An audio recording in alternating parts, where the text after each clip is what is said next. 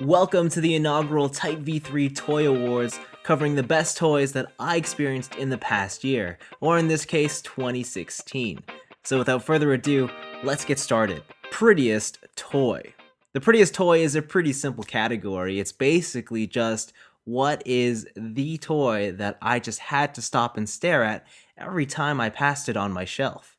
It didn't have to be a great toy, it could have been an awesome toy, but all it needed to do was look gorgeous and cause me to stop and admire it.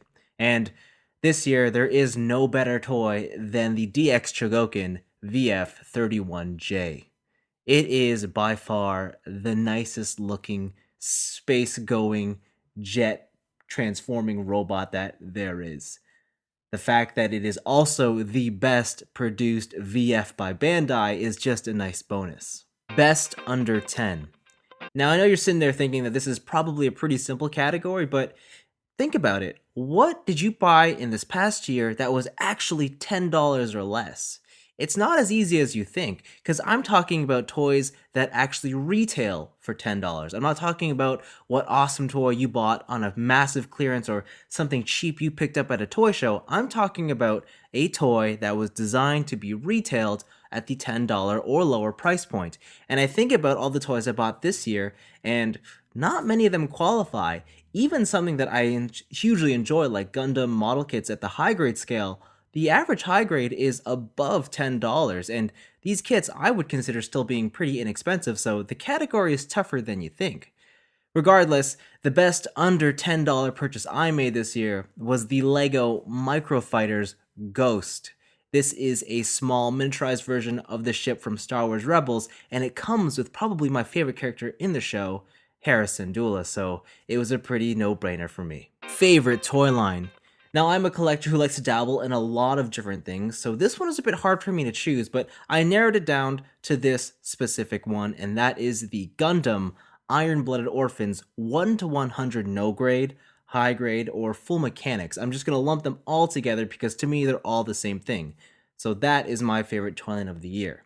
And I say this because it offers for me the ideal Gundam model kit experience. For a long time, I thought that real grade was the best grade because it was the master grade stuff at a high grade price point and display size. But the truth is, with model kits, I just want something big and ultra displayable because I don't actually go back to play with them or move them or even pose them after they've been built and put on a shelf. They kind of just sit there and sadly don't do anything much after that. So even though things like master grade and perfect grade have all these amazing engineering bits to them, I just don't find myself fully appreciating them. And the no grade IBO kits do everything I want. You get a full inner frame, it's a solid build, the articulation is there if you need it, and there's enough detail to paint and highlight to create a perfectly display ready model kit. So for me, 1-100 no grade IBO kits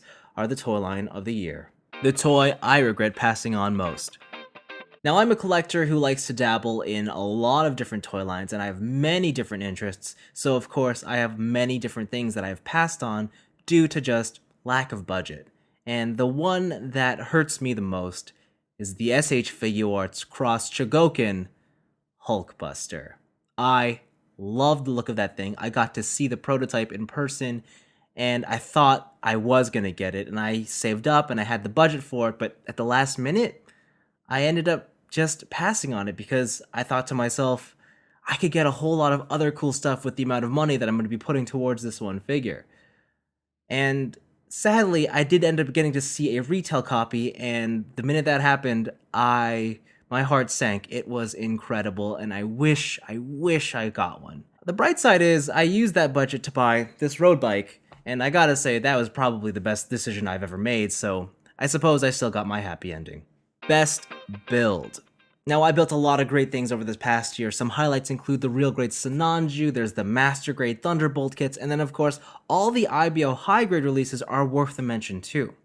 But the thing that I had the most fun with building was the Mega Bloks Destiny Arcadia class jump ship.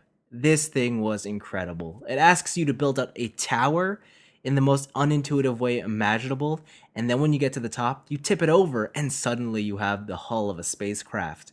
From there, it makes you build out the wings, which are also super cool. You finish off the top. It comes with this awesome micro action figure. And when it's all said and done, you have this wonderful and display ready version of the ship. And I think what I like about it most is that despite the fact that it carries a brick-based aesthetic, it's still pretty close to the source material. And I think that is why it deserves the best build. Most shameful purchase. Now this award goes to the toy that I bought, but I still look at with a bit of dread and shame because I know I shouldn't have bought it because it just kind of goes against a bit of my own personal moral code and everything that I like about toys. And without doubt, it's the Wei Jiang Evasion Prime. This is an upscaled knockoff of the Voyager class Evasion Prime from Transformers 4 Age of Extinction, and off the bat, I'll tell you right now, it's beautiful and it's wonderful. It's large, the paint apps are lush, it's got these great die-cast components, a good mix of accessories, and a wonderful eye-catching display piece. But it is a knockoff, and a knockoff for me is not something that I really want to be getting into. At the same time, and this is probably the more important thing, it's a movie Transformers toy. We are going on nearly a decade of the Transformers movies. I don't really like any of the designs, and yet I still bought this. So what's wrong with me? Truth is, the only way I can justify owning this is that I still have the original toy that it's based on. And for me, that's sort of the, well, I supported the original official outlet, so it's okay to own the knockoff. Most nostalgic toy. Now, this is the toy that really connected with my childhood. It's the one that I bought, and it brought out all these emotions and feelings of being a kid again. And it's just generally could be categorized as also the most fun toy. And without doubt, it had to be Figma's Link, a Link Between Worlds version.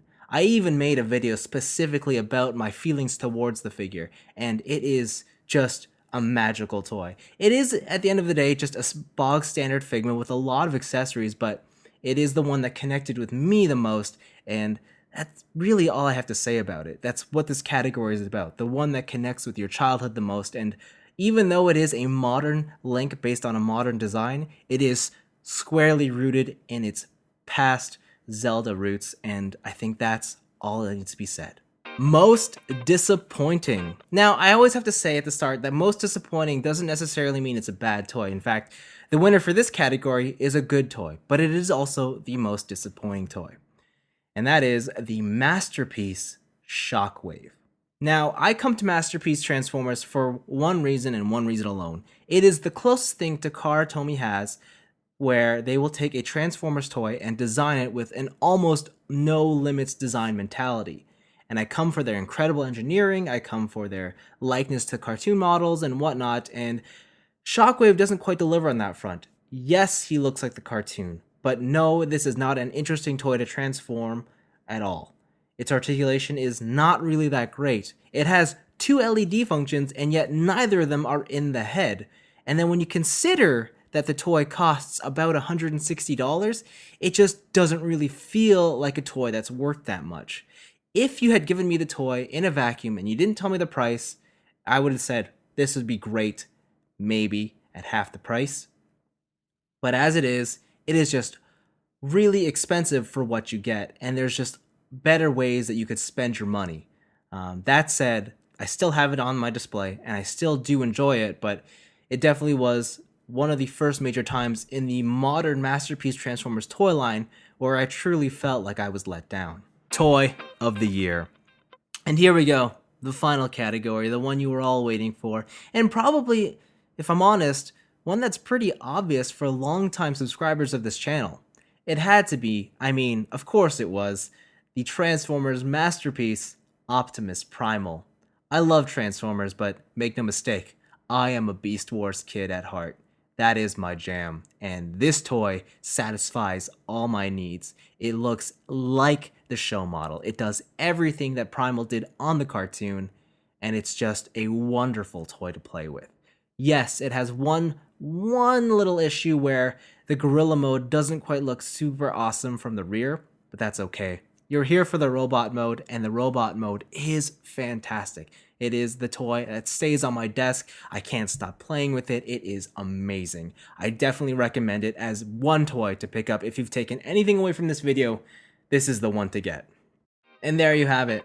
The inaugural Typev3 Toy Awards have come to a close. Do you agree? Disagree? What about your choices? I will leave all the categories in the comment section below and you can tell me your winners. I'd love to know.